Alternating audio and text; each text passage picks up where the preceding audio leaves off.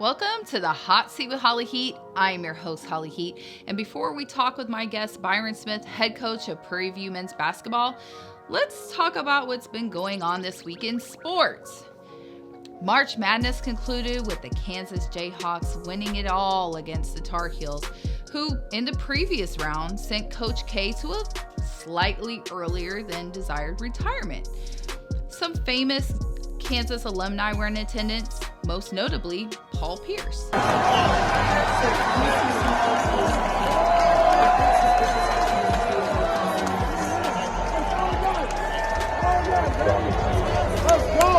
Let's go! Wow, that's more applause than he got at his farewell tour. The 162-game regular season of Major League Baseball has commenced after a challenging lockout, which means I have about 6 months before I actually start paying attention to it. I'm kidding. I plan to be a more diligent baseball fan this year, y'all, as the Astros are the most promising team that my city has right now. And before you come with your "the Astros are cheaters" comments, I just want to let you know that I don't really give a Can we bleep that? Go Stros. Tiger Woods competed in the Masters this week despite having been in a car accident in February of last year that nearly cost him his right leg. While it's been his worst performance at the Masters, it's still the best thing that's happened to Tiger fans this week.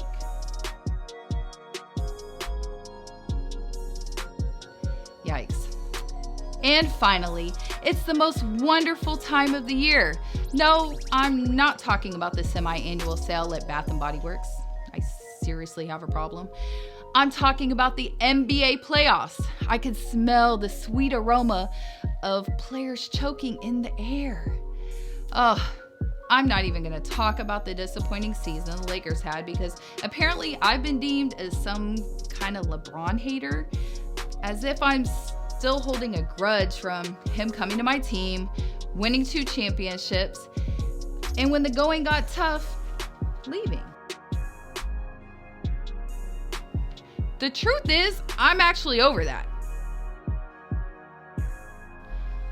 It's actually quite incredible that LeBron James in his 18th season averaged 30 points per game, finishing just under Joel Embiid, who's about a decade younger than him. Honestly, I feel like if you hate LeBron James, you hate the game of basketball. We're in the 3rd year of the NBA's new playoff structure where the bottom 4 seeds in each conference compete in the winner-go-home play-in games. I love this new structure, and I'm glad to report that the Brooklyn Nets have secured a spot in the playoffs, as I assured everyone that they would. This year, I truly feel like it could be anyone's championship. Not Philly, though. I don't know what process has taken longer, Phillies or me trying to heal from my last breakup. It's tragic because it's true. I have a great show for you today. My guest Byron Smith is here, so let's get to the hot seat.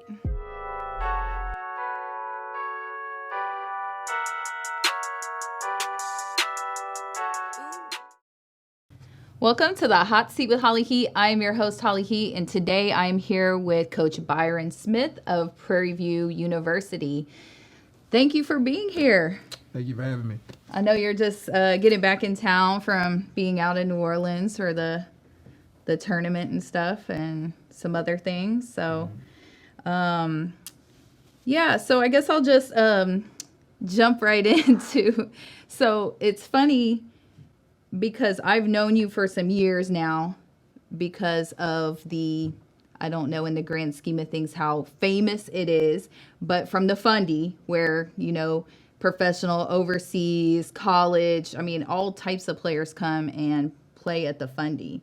And so I always remember you when there would be the Pro-Am games, and now it's the Next Pro League. I'm not sure if it's still that. Mm-hmm. And they would call you, they give everybody nicknames. Mr. Fundamental. Mm-hmm. Yeah, so that's why I was like, Mr. Fundamental is coming on my show. So thank you. Thank you for being here. Thank you for having me. So I guess we can talk a little bit about the playing style, because I was listening to one of your, you were on a podcast, and I thought it was funny because you said as a player, you were like super offensive. Mm-hmm. But as a coach, you are very defensive. So where came that shift? And are you regretful maybe giving your coaches a hard time about harping on defense?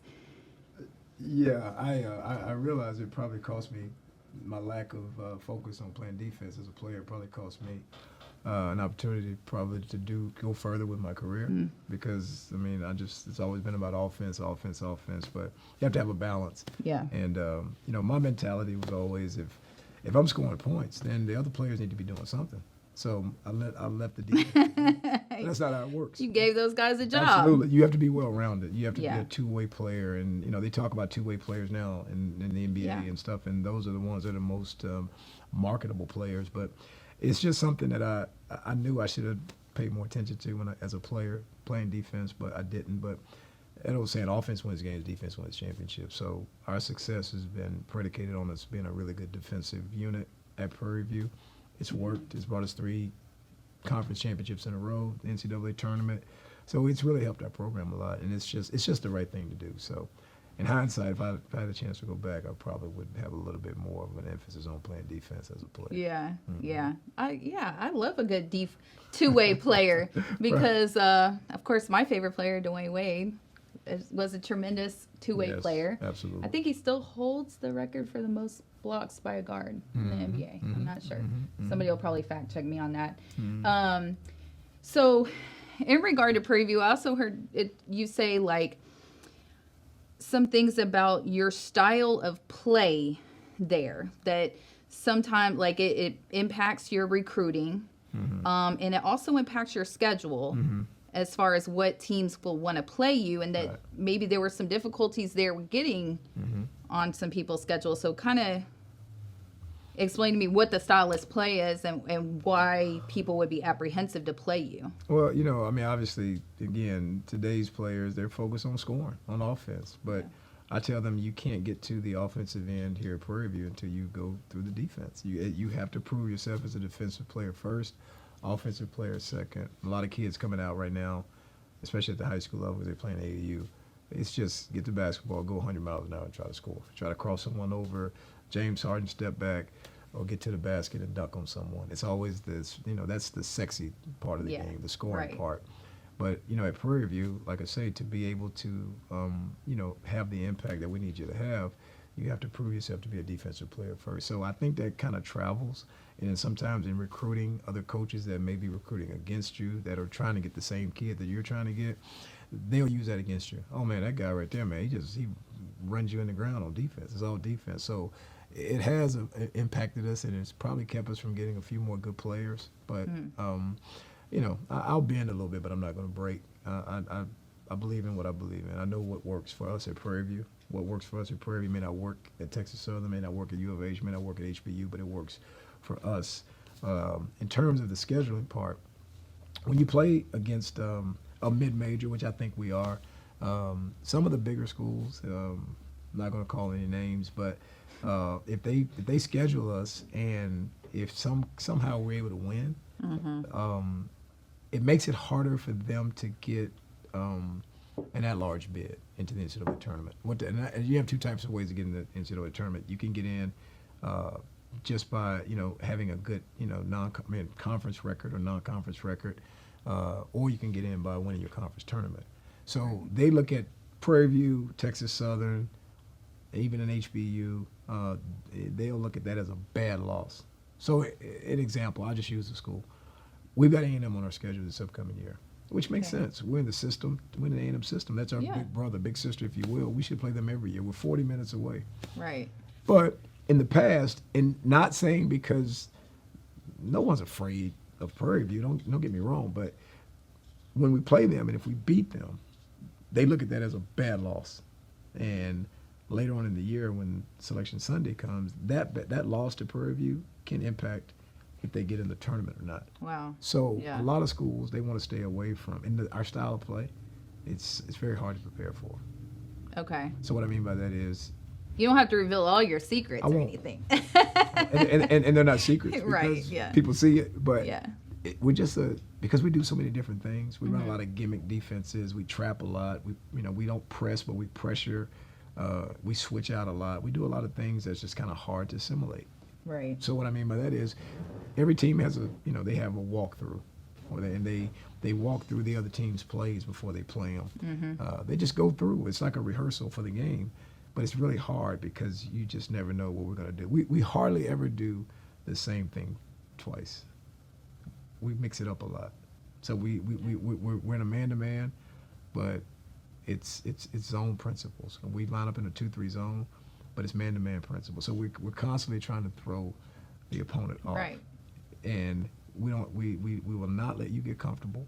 We're not just gonna let you come down and just run your offense and do things like that. So we try to junk it up a little bit and make it difficult. So our style of play also makes it difficult for us to be able to get games because it's not always pretty. Right? People like pretty. People like sexy. But we're kind of like, how would I say it? It's just not something that that looks good sometimes even on TV, because we fly around a lot, and it's we're diving on the floor. I mean, if scrappy, it's like an alley cat, right?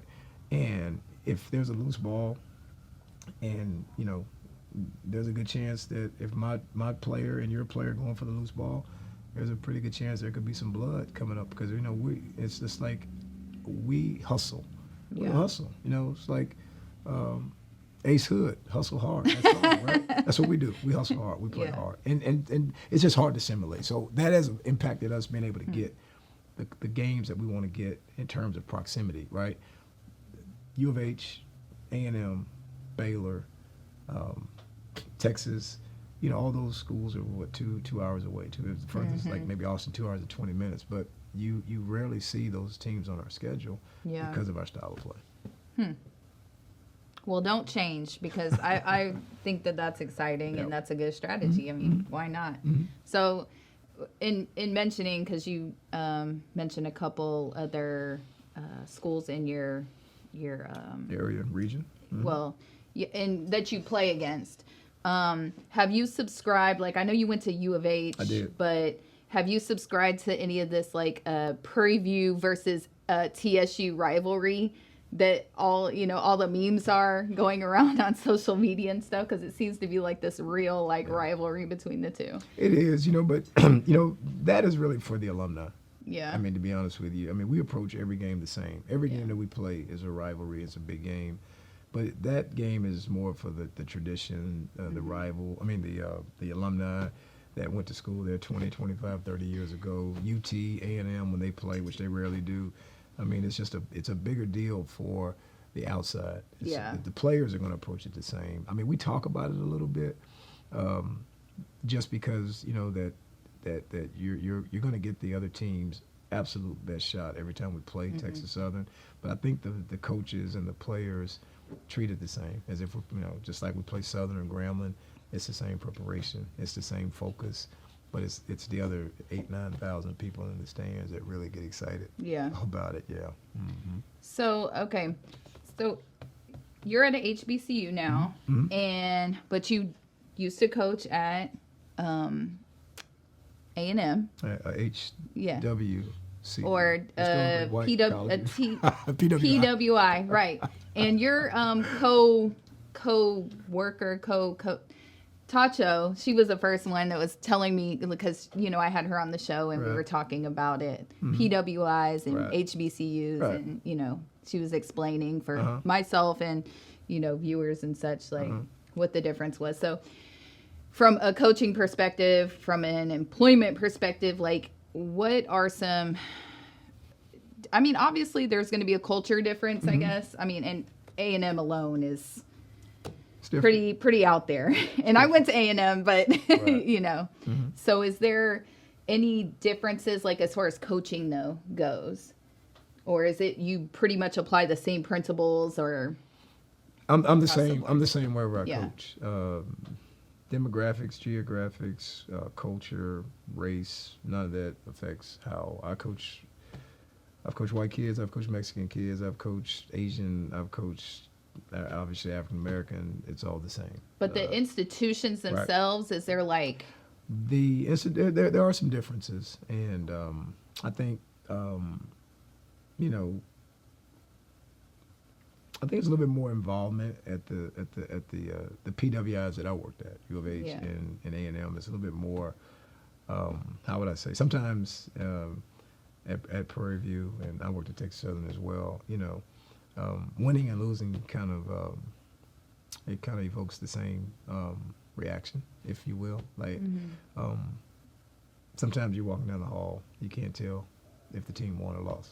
You know what I mean? And when I was at A&M, I mean, everybody's got their maroon on, and everybody's at the game, and everybody's doing the Aggie dance and all that type of stuff. I did my time. Like I say that I was there for 2 years, and I was like, it almost made me hate college sports because I was like, oh my gosh, I can't go through this again. It's like So from that end, I think there's not as much involvement. I won't say support, but as much involvement from the entire institution. And like I said, again, everybody at A&M goes to the games, and I'm pretty sure with the way the Cougars are playing so well right now, I'm pretty sure that everyone is probably going to those games because they got a really good product right now they're putting out on the floor. So I would think just that probably that's probably the biggest difference. But as far as what we do, we approach it the same in terms of our preparation and how we coach and our culture. It's going to be the same everywhere I am. Right. Yeah, I was pulling for U of H. I was pulling for Baylor because I had Alvin Brooks on here, and I was pulling for Baylor, and then I was pulling for U of H, and I was like, dang, like, shoot. Yeah. Okay, so some new things that are going on as far as NCAA sports. We have the NIL now, and then also like the transfer portal situation. So as far as the NIL, have you seen any effects of that? I know this is kind of like an experimental thing where, you know, we don't really know what it looks like until stuff starts happening. But have you had any like issues or maybe great things that came from the NIL from? No, not up to this point, but I do think that we're kind of heading in that direction now, to where we're getting ready to have to be introduced to it. Obviously, it's at the Power 5 PWIs. You know, obviously they're fully immersed in it, and they're even using it as a recruiting tool. I think what it's done, it's kind of upset some people. I think what it's done is kind of level the playing field a little bit. You know, the Alabamas and the Clemsons, the LSUs of the college football world, you know, were pretty dominant. Notre Dame, pretty dominant at one point in terms of recruiting, getting all the best players, especially Alabama, because, I mean, I think they've got the best coach in college football, Nick Saban. Dabo Swinney at Clemson, I think, is a distant second, a very good coach. But those schools were like magnets for the best players in the country. Now with this NIL deal coming, it kind of levels the playing field because, you know, just look at it. It may be a situation with Clemson, I think, in South Carolina. They're both in the state of South Carolina. They may be 2 hours apart. Well, Clemson has had the more success in terms of winning football games and national championships, but South Carolina may have a better NIL system in place. And because they can offer more to the student athlete than what maybe Clemson can, aside from Clemson offering the chance to be on national TV every game, playing for national championships. If you can introduce the idea, the concept to a young person, 18-year-old, 19-year-old, that you can get $1,500 a month, $2,000 a month, or whatever the case may be, that's going to be pretty appealing, right? Because not only can he or she put a few dollars in their pocket, they can also send some of that money back home, and it can make a difference. It can change lives more than just one person. So I think from that end, it's kind of leveling the playing field a little bit. And some of those players are saying, oh, he's going to school there? And she's going to school. He's a 5-star, but he's going to a mid-major program, you know, whatever the case may be. But the NLI, it is kind of leveling the playing field. And now you're starting to see some of the top coaches, the Lane Kiffins at Ole Miss, the Dabo Swinney is very, very, how would I say, adamant and very upset, I think. He's trying to control it. He's prefacing it as if it's well, we got some issues in college football. Yeah. Well, he's really ticked off because he's not getting the same players. The that same he was players. getting. Exactly. So now we're gonna have to change the landscape. We got some issues in college football and this and that. But it's because of the NLI. And I really like to see it because that old saying, rabbit hunting ain't so fun when the rabbit's got the gun, right? So it's different now. Yeah. Right? And we're hopeful. And I'll give you an example in our league. Jackson State with Deion Sanders, getting the number one player in the country. Yeah, that's big. The cornerback Travis Hunter, being able to bring him because I think he was committed to Florida State where Deion went to school. So he flipped that kid. That's the term we use, flip. You know, it's more of a street term, but I want to be. I like it though. Yeah, flipped that kid and took him out of his commitment to Florida State, brought him to Jackson State because they were able to, fill his cup up a little bit legally with NIL opportunities.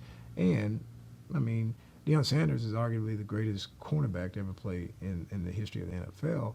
That's the position that Travis Hunter is playing. So not only are you going to be able to, put a few dollars in your pocket, you're going to be getting tutored by the best that's ever played the position. Yeah. So it's a win-win situation, I think. But that sent shockwaves through college football, and that's when the powers to be kind of start speaking. That this is we're having some issues with college football. We're going to have to revisit this NIL stuff. Had that kid not gone to Jackson State, we probably wouldn't be having the conversation that a lot of these coaches are starting to spearhead. Yeah. Mm-hmm. I love it though. I do too. I like shaking up Absolutely. stuff. I like changes Yeah, and absolutely. and all of that. Yeah. So I saw that you had like an event, or maybe you were playing Michigan, and so you did an event. You partnered with Juwan Howard, and I saw a little bit of some of y'all's media stuff that you did with that. And I was wondering if you had any thoughts in regard to, I guess I would call it now, since we're in April now, probably the second loudest slap heard around the world this year in 2022. Right. Because I know that a couple years ago there was a little bit of a fracas as well.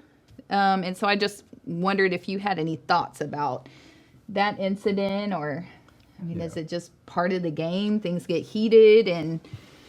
yes and no. It's things do get heated, but it's not really part of the game. I think that's always something that we just can't do. But what I will tell you, it wasn't an isolated situation there.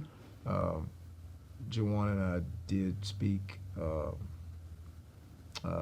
off the record when the cameras were off. We happened to be sharing the same hotel as Michigan when we played the game. That was part of the sponsorship deal. And he and I ended up being in the workout facility together, right? And, he was doing his thing, and I was in there doing my thing, and so we kind of started to talk. And so the one thing that he and I shared, aside from, obviously being African-American and being, college basketball coaches, is that we both had interaction with Mark Turgeon. So Mark Turgeon was my boss at Texas A&M, right? And he left Texas A&M and he became the head coach at the University of Maryland. So Maryland and Michigan were in the same conference. So last year, 2020-21, there was an issue between Mark Turgeon and Juwan Howard, where the thing that happened this year with Juwan and Wisconsin, it almost happened last year, right? But people kind of got in the between them. Right. So Juwan, commenced to tell me that Coach Turgeon said some things to him on the sideline, and it really kind of got under his skin. Yeah. And he wanted to, have, whisper some sweet nothings in Coach Turgeon's ear, but he couldn't get close enough to his ear, right? Yeah. So he used the term entitlement, right? He felt that some of the coaches felt entitled, and they kind of targeted him. So I feel that this was something that was brewing. This was something that stemmed from other coaches in the past, taking shots at Juwan, because a lot of NBA guys who become college coaches, a lot of college coaches, they feel that maybe those guys haven't really paid their dues. And obviously Juwan Howard played 19 years in the NBA, coached with the Miami Heat, won a couple championships, so I think he paid his dues. But maybe to a Mark Turgeon, who didn't play in the NBA, who, took him a lot longer to become a head coach. Sometimes people don't appreciate the path that you take to get to where you are. And if you're level, and obviously Michigan was having great success as well, and they started to beat Maryland. So I think that, probably ticked Mark Turgeon off a little bit. And Juwan's a big old tall guy and gets a lot of attention, and everybody was loving him, and bringing back the glory days of Michigan. And Coach Turgeon is just Coach Turgeon. Yeah. And so I think, I know when Juwan spoke to me that there was some things that was said that it got pretty heated last year. So I think what happened this year in February at Wisconsin, I think it was just a culmination of all of this, absolutely, all of this stuff. Yeah. Okay. Well, yeah. So I asked I had one of the Texans players on my show last, and I asked him because I think there was an incident with like the handshake line, and so with the incident that was a couple years ago, do you think the handshake line is still something that college sports should do, or is that kind of like antiquated now? I really think that it's kind of past due. I think they probably should do away with it because they don't do it in the NBA. They don't. They don't do it in the NBA and then they didn't do it when COVID was going on. Right. If you remember, it's like, so I think that because of these types of situations, and I do believe that it's imperative to us as coaches, if we're going to continue to do that, if we see that there may be a little bit of tension, a little bit of heat that's going on, no pun intended, I think that we should probably, have a conversation with the opposing head coach, say, hey, look, or even the referee, hey, after this game's over with, hey, we're just going to go to the locker room because we don't want what happened in Michigan and Wisconsin to happen, because we had a situation a couple of years ago at Jackson State. Yeah, that's what I was referring to. Okay, I got you. Yeah, so, that's what prompted me to ask you. Well, yeah, and that was unfortunate, but I thought that that we had kind of squashed it. Yeah. And but the crazy thing about it, Holly, was like it was two short guys. So it was like I saw that. I was like, wow, they're. It was like really George going. Jefferson and Martin Lawrence. Right? So they, obviously struggling, vertically challenged, probably feeling a certain way. Them little short guys. Not vertically challenged. Yeah. So they kind of, and it happened. And the thing that was really crazy, the game was like nationally televised on ESPN. And I thought that was kind of funny, actually, because the game was over and they had another game that they were supposed to go to.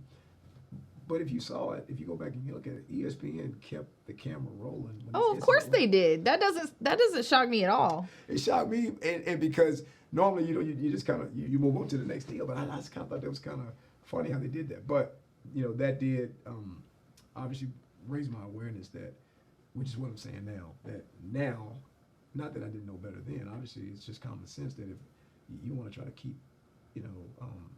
things kind of so de-escalate things, and now it's on my antenna now. I mean, my antenna's way up there. If you see something like that, it's just, hey man, we're just gonna go into the locker room and just kind of. So I really think, to answer your question, I really think they should do away with the handshake line. I really do. Yeah.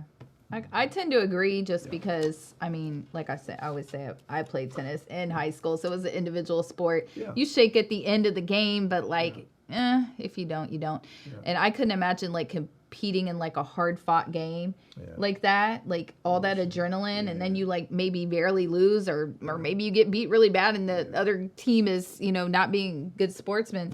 Right. Why would you want to shake hands at the end? Like, you're kind of really setting up for something that could be bad for both sides and for the game, because the game suffers when that type of stuff happens. You know what I mean? The individuals, they whatever, they move on, but the game it takes loses points for sure. Right. So I had a couple more questions for you. What was it like? I saw that you coached the Globetrotters. So, like, what does that entail? Like, because I just think about it just being like this fun-filled sort of like. So, what is a coach for the Globetrotters? Well, I'll tell you this, but I get so much attention. As a result of it, I just don't tell the whole story, right? Okay. So there's, back in those days, there were the Globetrotters that you grew up as a young kid and you loved and watched on TV on Saturdays, and They came to the Compact Center. You was trying to get a ticket, right? That's the Globetrotters that the world has come to know and love. Yeah. But there's another part of the Globetrotters, Okay. which was the competitive team. Okay. Okay, so back in 2003 when I was there, they would have the college exhibition season. So the team that I coached, we would go around and play exhibition games against Michigan, Michigan State, U of H, Kansas, UCLA, St. John's. And so it was getting, because back then you could play 2 exhibition games. The colleges could play 2 exhibition games before the season started. But when you see Globetrotters on my resume, I mean, it gets me a lot of attention. It gets me a lot more interviews like this. People tell me what that was like. And people even forget sometimes that I may not even be a very good coach. The fact that I coach the Globetrotters, they think I'm special. He's got to be good. Exactly. So I just say, oh, yeah, man, it was a great experience and this and that. But I will tell you this, Holly, we were all in the same bubble. A competitive team. Yeah. So I'll give you an example. Even and some of the competitive players were part of the show, right? Yeah. So we would be in there practicing hard for an hour and a half, and then they would say, break. So we get a water break. Then the show team would get on the floor and start practicing their skit. So I never was a part of it, but I sat there and I watched it. So I became like a little kid again, sitting like, oh man. And then the thing I kept asking, like, how do those guys know the dance moves? I mean, it was like they didn't have to tell them anything. It's like they knew it. I was like, wow. And they're like, oh yeah, man, they've been doing it enough to where they know it and this and that. So that part was amazing to me. But yeah, I just don't fully tell the whole story about what I mean, it really some was. things are better, left. Yeah, absolutely. So yeah.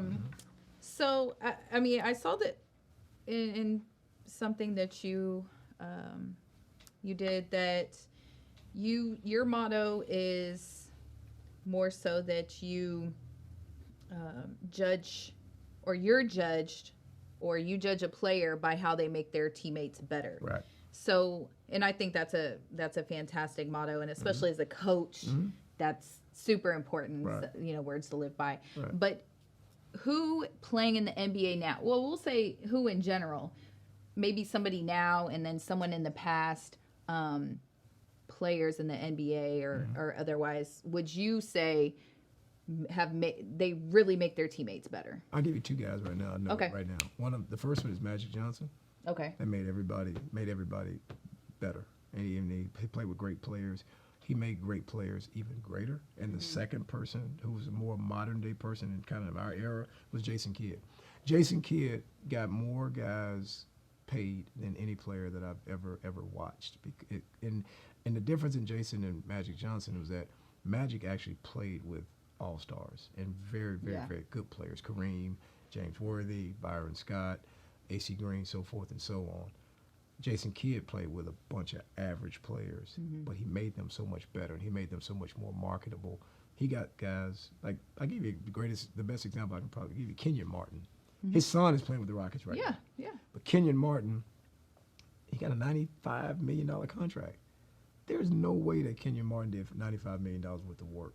But because he played with New Jersey, Jason Kidd was there. Jason Kidd just made him so much better. And about 4 or 5 other guys. Richard Jefferson was there, made him a lot of money. Todd McCullough, Lucius Harris. I mean, the list goes on and on and on. But I would say that is the greatest example, aside from Magic. Jason Kidd is the person that comes to my mind all the time that just made everybody around him so much better. Yeah. Is there anybody currently playing that you would say does a good, maybe not at that level, but Chris Paul. Okay. Chris Paul. I would tend to agree with that because his Paul. record pretty much shows that. Yeah. He definitely makes an impact on every single team. Yeah, he does. And I think had the egos not been so high here with the Rockets, and our the former great guy that everybody was loving here, that I just think is an okay player. I think that the Rockets probably could have accomplished some of the team goals that they set out to, but I think the egos are just too strong. But obviously, you see, every place he's gone. Like I say, even in New Orleans, which is the team he got drafted by, they kind of started to make their mark. Just didn't have enough. Yeah. But he goes to the Clippers, and a young man that I kind of mentored for a lot of years through high school and college, DeAndre Jordan. Chris Paul, when he got there to the Clippers, he took off. DeAndre took off, and DeAndre really hadn't been the same since the days of the Clippers, if you notice. And obviously with Oklahoma City, they had a heck of a year. The year Chris Paul was there, people forget about that one. No, and then he goes on to Phoenix. You know what I mean? And obviously they're in the finals last year, and they got a chance to go back this year. I think they're going to be hard to beat in the West. So every place he's gone, he's a culture driver. If you have a strong culture, he's a culture builder. If you don't have a culture, and he just makes everyone around him, he just gives them that confidence. I mean, Devin Booker's a good player, and he was scoring points, but it's just different now that Chris Paul is. No, there. I completely agree with you. Yep. So any predictions then for this year's finals or champion? You know, I think you know, the Bucks are going to be a tough out. I mean, again, because I think they've got the hardest playing player in the NBA right now. I think they've got the most difficult player in the NBA to guard because there's no answer for Giannis. I think Drew Holiday has got, first of all, unbelievable character. I don't know if you follow him much, just kind of watch his story with, his wife having cancer and him taking time away from the game to tend to his wife, and he's a family guy first.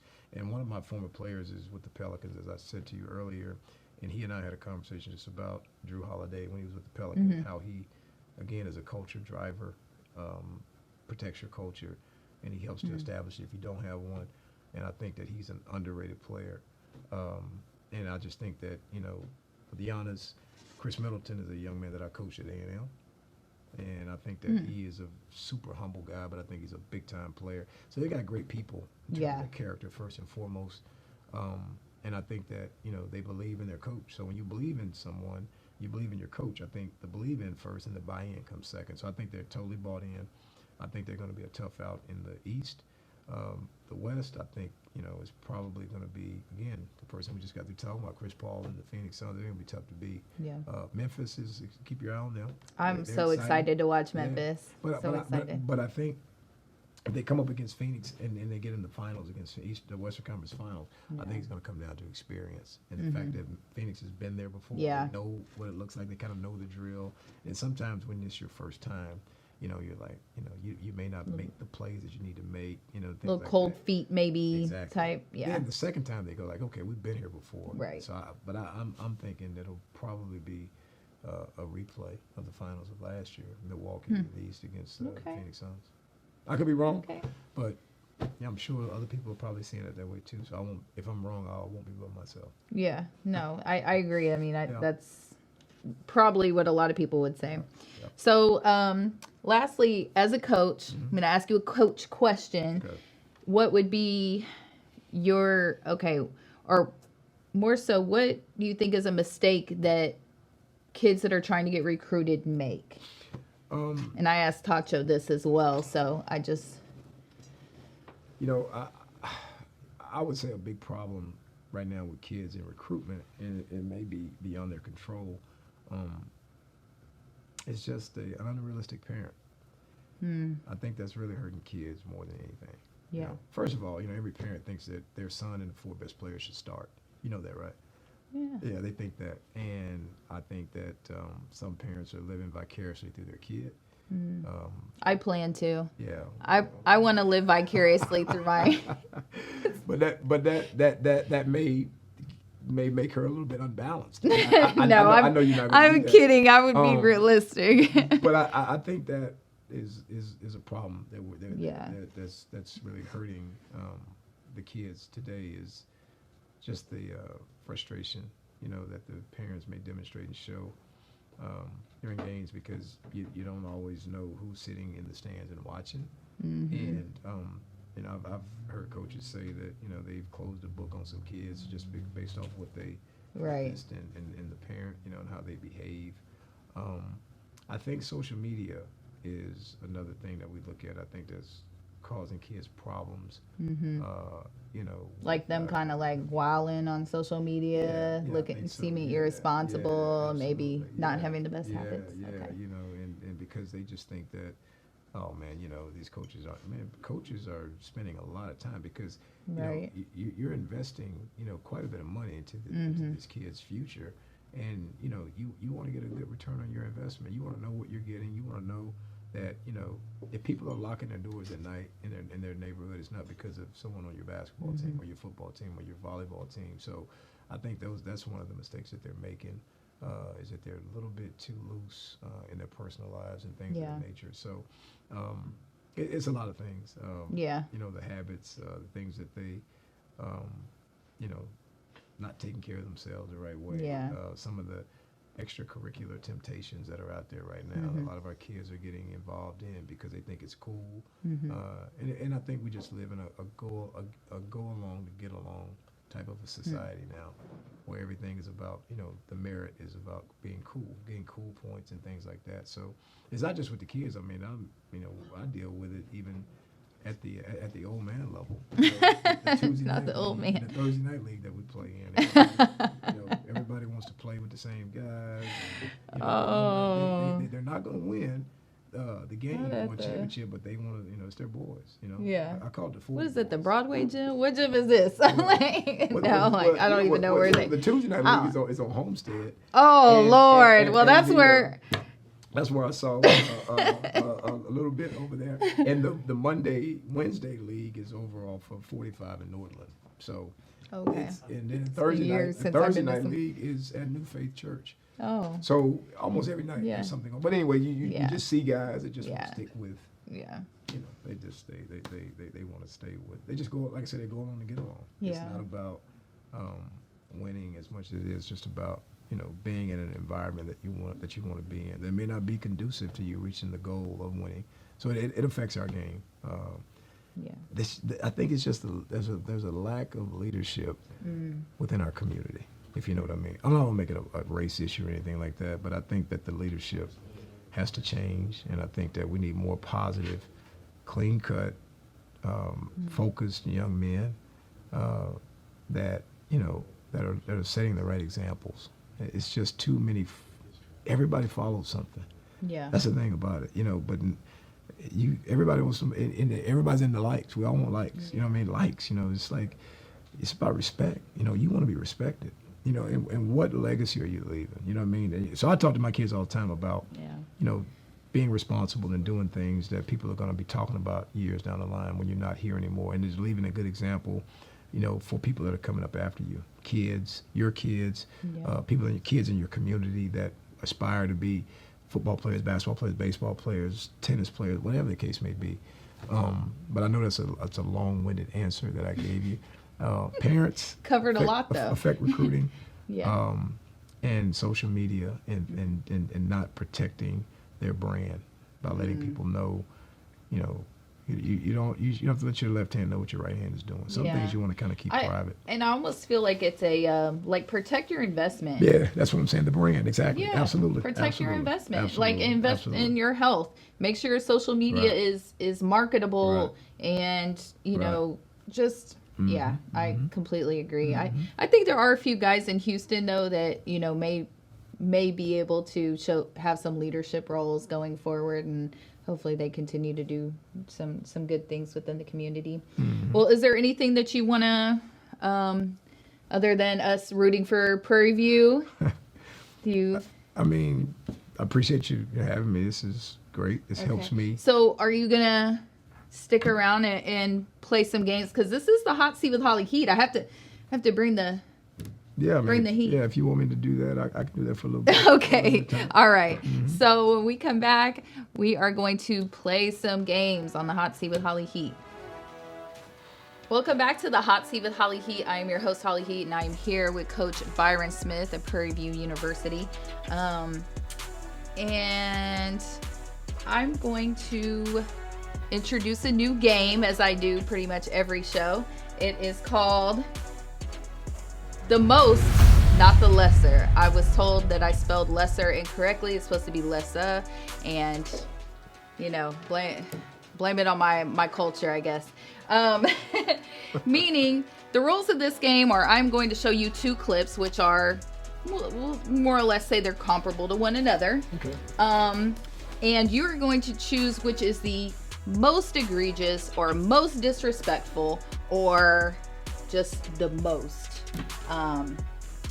the best of the two that we show you. Okay, so there's, I mixed it up. I threw in some other sports in here. All right, so the first that we have here is going to be the AI crossing over Jordan Classic, right? Okay. Yeah, gotta see the replay on stuff like this. I did that today at Fundy. You did it today at the Fundy? I believe you too. I believe you too. Okay, and then the next one. Next one, we have AI with this. Yeah, Coach Lou. Great guy. And the famous, the iconic step over. Mm-hmm. So which is the most, not the lesser? I think the one that's stepping over Tyler. Yeah, I know. Yeah, that's like the ultimate disrespect. That was very much disrespect. You never got stepped over, right? No, I stepped over a few people though. Oh. But, no, I never do that. But I just, you cross a guy over today at the gym, his knees kind of buckle a little bit, and I kind of scored the basket, and I kind of helped him up a little bit. So I feel like that's even worse. That's even worse when you help him up, like. Yeah. So. All right. So the next one we have is flops. So.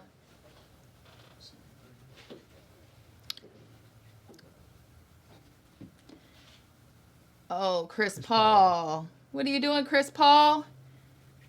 Oh, Cousins pushed you that hard?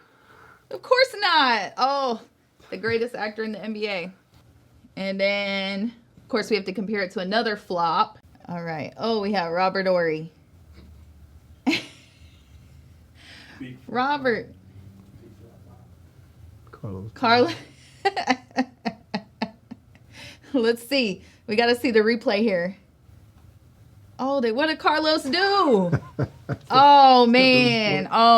Okay. All right. So what's the most? I would say the Robert Horry. Robert. Yeah, I think so. Yeah. Okay.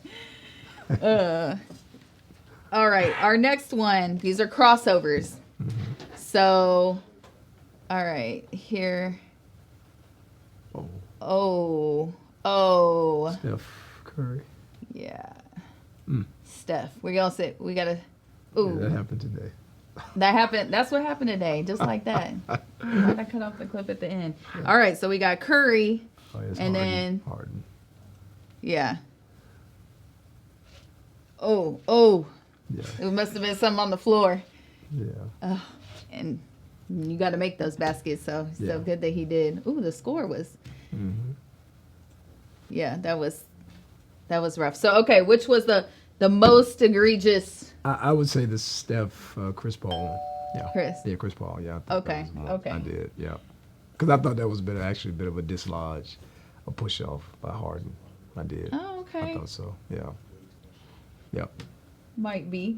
Okay, now somebody that we talked about earlier, is involved with this one. Well, not the first one. This is gonna be Anthony Edwards here. Oh. So you already know it's gonna be a dunk. Ooh. A dunk.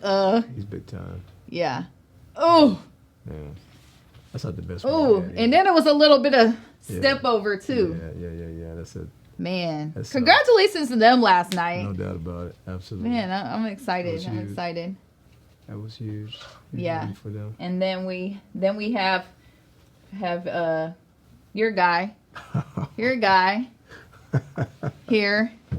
Oh, yeah. DeAndre Jordan. Yeah. Chris Paul was. Even the kid, everybody's excited. Everybody loves those. Those are those showy plays. Yeah. Replay. Oh, nasty. Now again, I told you, Chris Paul. I shared that example earlier, but I think obviously with DeAndre Jordan's. Okay. So the most. Yeah, no doubt. The most. Okay, he's doing the most. Yeah. All right. So we have some football here. All right, we have some football catches. The infamous helmet catch. All right. And big time win for the Giants. Yeah. And against New England. Oh, so satisfying. All right, replay. Okay. Famous helmet catch. Mm-hmm. And then, of course, one of the most iconic catches of all times. I didn't like this one. That one-handed with the penalties. I was kind of torn. You know, I'm an LSU guy, and Odell went to LSU. Yeah. But I'm a Dallas Cowboy fan. No. Okay. Yeah. So What? I didn't vet you, I guess. Yeah, but I would say. So you're gonna go against this based off of being against the Cowboys? No. I'm gonna go with this because it's still something that I was about to say. You know, this is really the thing that's defined him, and they still talk about this when they talk about all of the wonderful things about Odell. They always kind of go back to that one. But that was. But the funny thing about it, they said that Les Miles, who was the head coach at LSU, said that. Obviously Odell and Jarvis Landry, who's with the Cleveland Browns, is a dynamic receiver as well. He said that they would do stuff like that all the time in practice. So it was like nothing for them. They practiced stuff like that in practice. He said that was probably on a scale of 1 to 10. He said that was probably like a 4 compared to the things that he's seen at practice. Jeez. Let you know how. So we would need to be going to practice rather than the games. Is what I'm hearing. Yeah. Okay. Here's some boxing, and this is Teofimo Lopez and Richard Comey here. Mm-hmm. So, He tripped. Maybe I didn't make the clip. He tripped. I didn't make the clip. You said he tripped. No, I'm just trying to give him the benefit of the doubt. Sorry. Right, we gonna give him. He was tripping. And then we have Tank Davis, Javante, and Leo Santa Cruz. Ooh, I just felt like the slow motion always does it for me. Ooh. Jeez. Okay. So what's the most? Tank Davis. I know. No doubt about it. Oh my gosh. Okay, and because I'm a huge Miami Heat fan. Yeah. Yes. Dwayne Wade fan. Yeah. We have a couple D Wade dunks. Oh yeah. Classic. Ooh, the spin and then the finish. Mm-hmm. And then the Cabbage Patch. Right. That's the move that my baby's trying to trademark as her celebration dance. Yeah. Well, John Morant very fundamental. Yeah. Move right there. Yeah. Move, you gotta see it from multiple angles to see how egregious it is. Oh yeah. Super disrespectful. And then we have to go with our Verichow. Yeah. I always call him Sideshow Bob because of his hair. Yeah. I would say the spin move, the dribble drop step dunk move, because it's more fundamental basketball. I'm a fundamental guy, right? Right, yeah. Mr. Fundamental. Okay. All right. Well, thank you for participating in my game. The most, not the lesser. Rest in peace, Pimp C. See, I'm running my words together. And now we have one more game. We're going to play Jersey Pong. So let's get over to the other set and play a little Jersey Pong. Okay. So I've read your comments. I've heard what you've said. How can a woman possibly know anything about sports? My show, The Hot Seat with Holly Heat, is an experience for sports fans to get to know athletes, fans, and myself through an outside-the-box perspective. This fall, you'll see who sits in my hot seat. This is the Hot Seat with Holly Heat. I'm your host, Holly Heat, and I'm here with Coach Byron Smith, and we are about to play Jersey Pong. So the rules of Jersey Pong are pretty simple. We have 2 minutes collectively to bounce these balls and try to make them here in the red cups, which are marked with jersey numbers.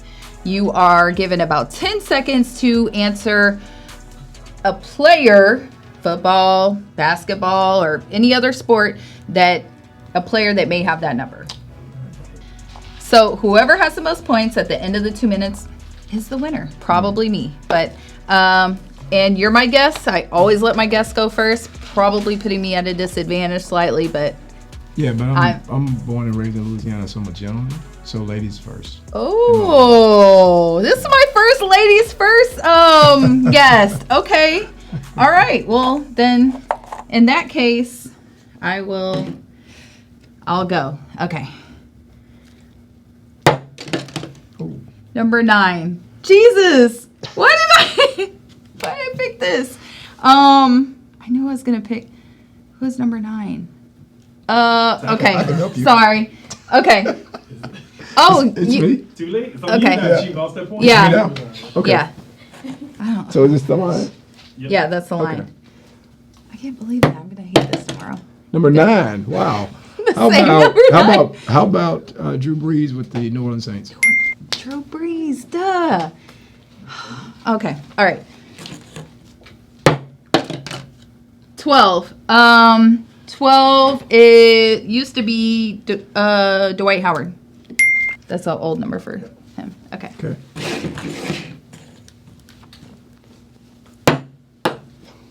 Okay. You lose your turn. I lose That your turn, doesn't. okay. Yeah. Scoot over. Sorry. Oh, I don't even need the bowl. Okay. Okay. Oh, please, a number I know.